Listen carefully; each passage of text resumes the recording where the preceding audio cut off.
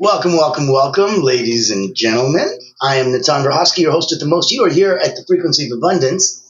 Thank you so much for joining us today. I wanted to jump in and have some fun. We're almost finishing off season 6. This is energetic leadership. And today we're creating culture with frequency. So, focusing on how corporate culture isn't a handbook, it's in your energy. We're going to be diving deep into how real leaders transmit the culture they want to see. So if you're busy building a team, a movement, if you're trying to create a legacy, this episode is for you. And we're hoping that it serves you and lets you get across everywhere you want to go. I'm going to put some contact information in the chat. Boopity boop. Know that you can get a hold of us. Reach out on LinkedIn. Go straight to the Frequency of Abundance. Click on groups. But you're here. Join us and take a look at the last 6 seasons. It's all for free. It's all available for you. Now, on today's episode. What is energetic culture?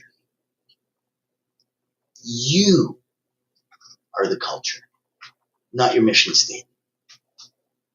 When we look at culture as the invisible frequency that dictates how people show up, how they respond, how they align within your space. A little Greek mountain coffee to keep me perfectly good. I want you to think of a way that culture doesn't start, with values written on the wall or plaques or those tacky posters from back in the day. Confidence, clarity, motion. And then there's like a picture of an eagle and then a little cheesy tagline underneath it. You can close your eyes and you can feel the emotional tone of your team, your family, even your audience. What's the dominant frequency? Is it calm? Is it hustle? Is it uncertainty? Is it ownership? Where do they come from? Know that there is a beautiful feeling when we look at corporate culture. If I was to work at ABC Motorcycles, okay. Do you think it'd feel different if I worked at Harley Davidson Motorcycles? I could work for a film company. Okay. Do you think it'd be different if I worked for Lucasfilm? Do you think it'd be different if I worked at an amusement park or if I worked for Disney? There's places that have corporate culture that are so impactful that you almost join a cult. And their culture is so deeply ingrained. It's not written on the wall with cheesy posters. You can feel it, and there's an emotional tone. When you work at certain places, when you're surrounded by certain people, the frequency, that dominant frequency surrounding you, is the same. That's why they're watching you. That's why they're looking. That's why they go, okay, you're one of us. Congratulations. You get to stay at Google. If not, very quickly, your frequency wouldn't match the rest of the people's around you. And it'd be like, I don't know what's going on, but Bill, you gotta go. It's not working out. So because the corporate culture doesn't start with the values on the wall, it starts with a vibration in the room. Do a simple exercise. You can write down 3 objectives that describe your current culture. Be honest. You're the leader, right? The bottleneck's always at the top of the bottle. Guess who's the top of the bottle at the company? You're the top. You're always the bottleneck. That's why this season is energetic leadership. It's for you. 3 objections. Be honest. And I want you to look at them. I'm looking at 3 adjectives that describe the current culture. Fast pace, exciting, hustle, whatever it is. Could be the opposite. Could be slow, boring, whatever it is. 3 adjectives that describe the current culture, and then write 3 that you want to create. What do you want the room to look like? What do you want the team to look like? What do you want the people to feel like when they come to you? The corporate culture is huge. Now, the leader has a tuning fork. You're the one that sets it. You set the frequency. You go, bing, and everyone has to resonate with you. It's not easy being the leader. I know. People don't mirror your words, they mirror your state. Yeah, he said this, but meanwhile he looked completely, disheveled. Like, oh, okay, so his words didn't match his state? No. Well, then what are you going to listen to, the words or the state? I'm going to look at the state because the body can't lie. It really hates that. And so it'll always give away, hey, this isn't true. I don't resonate with this. I am in discord and disalignment with this untrue. So a nugget would be your emotional regulation sets the group's frequency. So before each meeting or interaction even with someone, ask yourself, what do I want to transmit today? Is it urgency or trust? Pressure or clarity?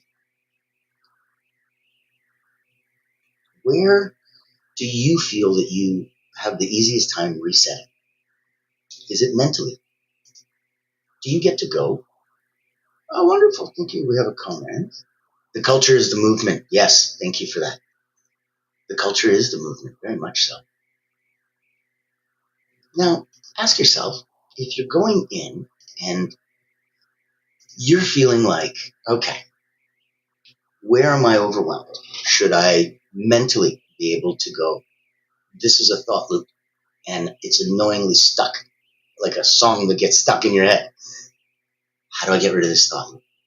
Is it easier for you to fix yourself mentally? What about physically? Does it work when you take a couple deep breaths and reset yourself? Does that work for you? What about emotionally? Do you have the ability to deeply and quickly visualize and immerse yourself back in another time, a memory that gives you a different state, happier, calmer, more confident? You need to know how you work and what works best for you. I can tell you to take 5 deep breaths all day long, but if you're like, it feels nicer, but you know what? I'm much quicker in my head or I'm much quicker emotionally, not physically. Okay. We're covering all of it today. We want to make sure that you have the ability to get whatever you need. Yes, thank you for that, Carolyn Royce. Yes, we don't just follow the leader. We resonate and mirror with him or her. Absolutely. Very, very much so. So when we model them, and that's like, have you ever gone to work somewhere and went, nope? It's not just the people around you that every day you have to deal with. Yes, that's the most part. But what about that leader? What about the guy or girl who hired you? If you hate them, even if you only interact with them once a month, you're going to be so with that interaction because the frequency doesn't match. Their frequency doesn't match the corporate culture. You can't figure out where you fit because you can't figure out how to match your frequency. I got to get out of this place, man. I don't know what's going on, but I never feel good working here. It's toxic. This is what we want to help you avoid. So go into that. And as a leader, by all means, you do all three. You don't have a choice. You take 5 deep inhales, hold, out, hold. You do this 5 times before you step into any leadership space. It realigns your signal intentionally. So let's create a frequency ritual. I want to put a simple 2-minute energetic check-in before leading anything. We talk so much about putting your mask on first and that you can't be poor and help the poor. You can't be broke and help the broke. Well, you can't be completely energetically off whack and yet lead with confidence and integrity. You can't go forward and help others because they're going to go, where are you going? I don't want to follow you because you don't even know, you don't even look like you know where you're going because you look lost. You look off.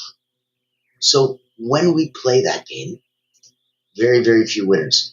Now, in the context of where we're coming from, I also wanted you to know if you were rocking in the free world, playing at the highest possible level, and you wanted to come and join us, there is a wonderful retreat that I put on. It's virtual, and it's invitation only. It's for people that are really, really great and looking to become just magnificent. It's for those at 9 out of 10 looking for 9.1, 9.2. So if it resonates with you, let me know. I'd love to invite you. Meet Natan Verkovsky, Elite Energy Coach, helping top performers break limits, activate their energy, and achieve unstoppable momentum. Welcome to the Personal Momentum Retreat, an exclusive experience designed for executives, entrepreneurs, and visionaries who demand more from life. Every month, top performers gather to master powerful mental, physical, and emotional drills, strategies used by world-class leaders to unlock peak performance and resilience.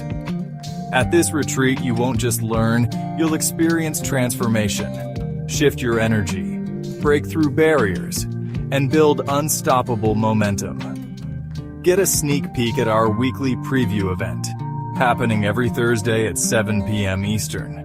Experience firsthand the mental, physical, and emotional drills that will change your game. Success is not about working harder. It's about activating your personal momentum. Reserve your spot today.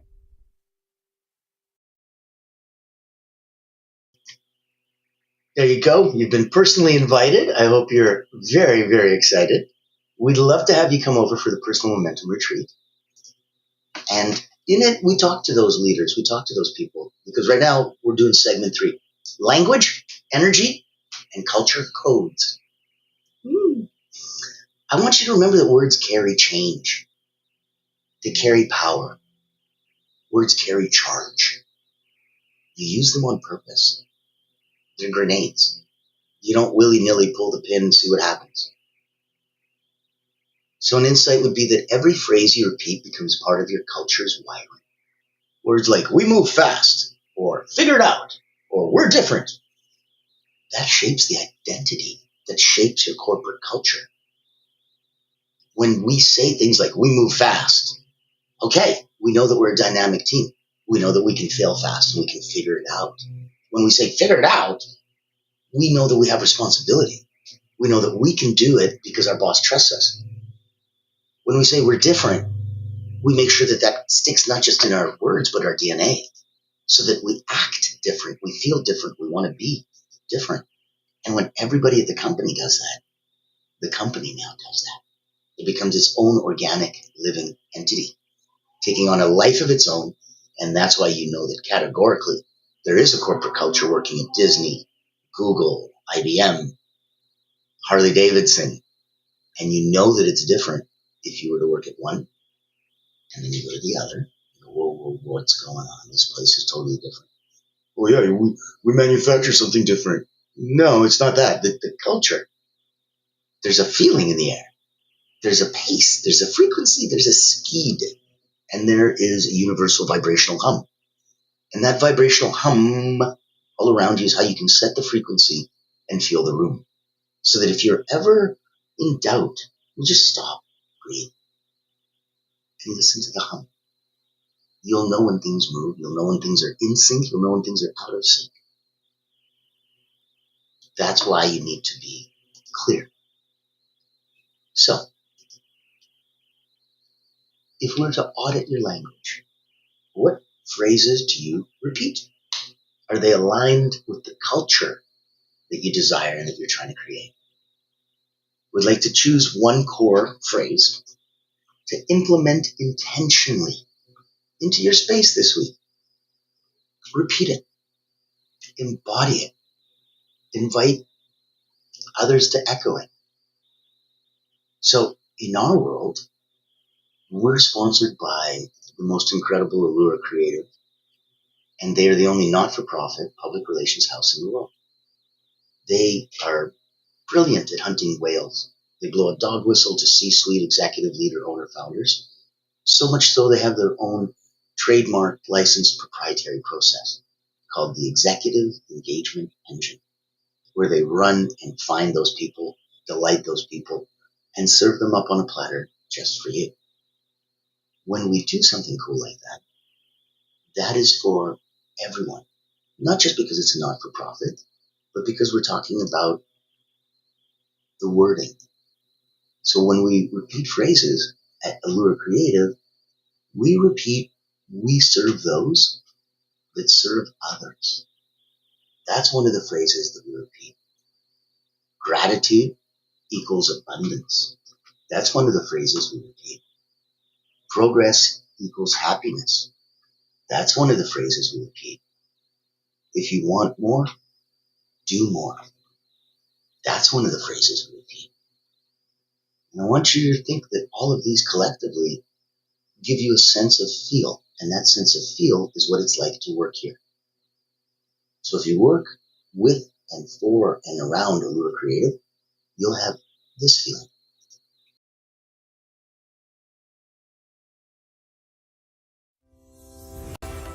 I'm excited to introduce you to Allura Creative Agency, the world's first and only not-for-profit public relations powerhouse. Our mission is to increase your brand's visibility, credibility, and extend your global audience. In short, we hunt the whales for you. Our proprietary methodology blows a dog whistle to C-suite executives, leaders, founders, and owners across any industry. Welcome to our Executive Engagement Engine trademark. That's our secret sauce. It includes 3 proprietary processes: our Engagement Ignition trademark pre-event outreach process, our Commitment Catalyst trademark butts and seats process, and our Fortune Follow-ups trademark post-event outreach. These ensure the highest level of interest, virtual attendance, and follow-up conversations. As the world's first and only not-for-profit public relations powerhouse, what's our promise to you? Unparalleled commitment to transparency, ethical engagement, and impactful results. Partner with Allura Creative Agency and experience transformative executive engagement. Book a time to speak with us today, and here's to the evolution of your brand.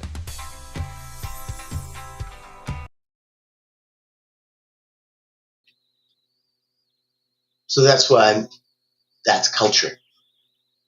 That's why when we audit our languages, those are the phrases that we repeat. And so I wanted you to see that. I wanted you to understand where we're coming from. We drink our own Kool-Aid for a reason. It's there because it's part of who we are as a DNA.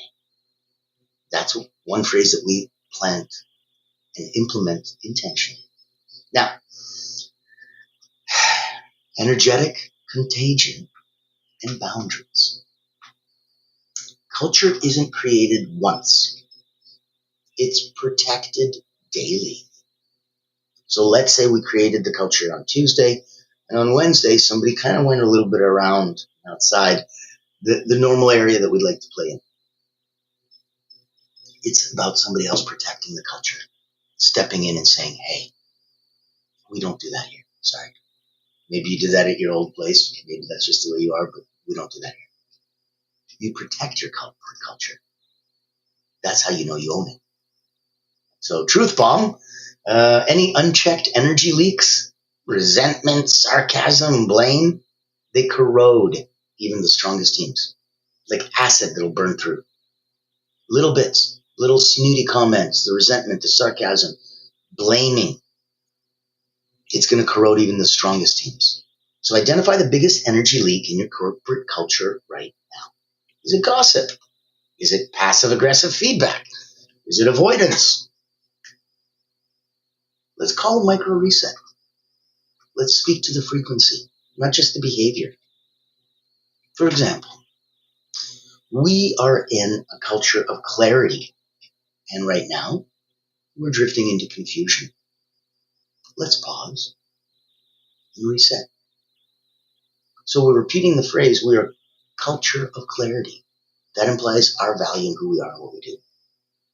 And right now, which shows in the moment, we're drifting into confusion. It's drifting into, not, we're confused as hell. Let's pause and reset is very different than, we need to stop everything right now and start from scratch and figure this out. So coming in from that, repeat, we are a culture of clarity, and right now we're drifting into confusion. Let's pause and reset. That type of leadership is exactly what's needed in order to make sure that your team follows you, hence leader. So let's look at legacy culture versus transactional culture. Legacy isn't built on policy, it's built on presence. Transactional culture asks, what can I get? Legacy culture asks, who are we becoming? Ask your team, if someone new joined us today, what would they feel in the first 10 minutes? Let that answer refine you. Oh, they'd be freaking out. Really? Why? Oh, there's no one here to help them. They don't figure it out. Oh my, okay, we need to fix that. What would they feel in the first 10 minutes? Well, they'd feel welcomed and calm. And here's your book, and here's your space. Here's your coffee cup with your name on it. Nice. Okay. It's up to you to decide what they feel when they get there.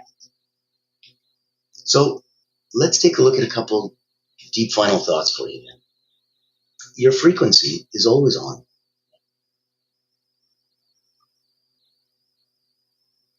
Whether you lead consciously or not, your presence transmits. So choose to broadcast what builds the trust and resonance. Don't outsource culture to HR or handbooks. Culture is built in the moments between meetings, the unsaid, the tone, the frequency. Everything is culture. Everything. How you open a meeting, how you reply, how you delay, how you celebrate small wins. Every moment is a culture cue. And the culture you allow is the culture you lead. Think about that silence as agreement. Be bold enough to realign what no longer matches your energetic standards. Culture scales through cohesion. If everyone understands the vibe, you don't need micromanagement. People get it. People want to get it. People want to do more. People want to do good. Not just for you, for this, for the whole thing, for all of us, for what the company stands for, the mission, the purpose, the cause, the culture. So it's very, very important. The frequency is going to breed autonomy. If everyone understands the vibe, they don't need micromanagement. So we have to protect that frequency with boundaries. You don't need to fix every low vibration. Just create a container where, over here, low vibes don't run the show. And you can compartmentalize and put things away, and sometimes that's where it goes. Yes. Thank you, Carolyn. Negative and hidden negative comments. Poke holes in the corporate light bulb. Yeah. Leaders help what these teammates are unsatisfied with. Absolutely. They really need to find it. And you have to pull it out of them. They're not going to be like, hey, can I tell you what's wrong? It almost never happens. And even if they come to you and tell you what's wrong, odds are it's probably not what's really wrong deep down under. Well said. Great nuggets of wisdom. Thank you for your guidance. My blessings. Thank you. Thanks for tuning in. Thanks for your comments. Thanks for being a part of the journey and having us here together in Frequency of Abundance. Always nice to see you. Now, let's look at legacy, culture, and how it starts with how you treat one person. You ever know that expression where they talk to rich people and they're like, I want to know how this person really treats people, so I'm going to see how he treats a waiter, or the coat check person, or somebody not in a position of power or authority, to see what kind of a person he is when he doesn't have to be nice. Is he still nice? Legacy culture starts with how you treat one person. One conversation, one tone shift, one active presence creates incredible ripple effects. And that's why I want you to feel that culture isn't a living frequency. You tend to it like a sacred fire. You build it, you nourish it, you watch it, you get imbued with it. You smell like it afterwards because it's stuck on your clothes and in your hair. Corporate culture is a living frequency. When you tend to it like a sacred fire, it needs your energy, your attention, and your intentional tending. Don't let it burn out. Don't let it burn wild. Shape it. Shape it. That's where we're coming from today. I'm so thankful that you joined us. This is an exciting new week. This is the final week for season 6. We're closing it out with power-packed episodes. Now, Motivational Monday, we've got Creating Corporate Culture with Frequency. That's today. Tomorrow on Triumphant Tuesday, we got From Manager to Mentor. Winning Wednesday is going to give us the Leadership Legacy Code. And we end this season. I know, it sounds crazy. Like, why didn't you go all the way through the week? Because we've done many episodes already. You missed it. Go back and catch up. We end on Thriving Thursday, integration and embodiment. No more theory. It's time to live it. Everything we've covered now in your bones. So come raise your frequency. Come have some fun in the sun. I'm Natan Rahosky, your host, and I am so happy you had a chance to come and play with us today. I will see you tomorrow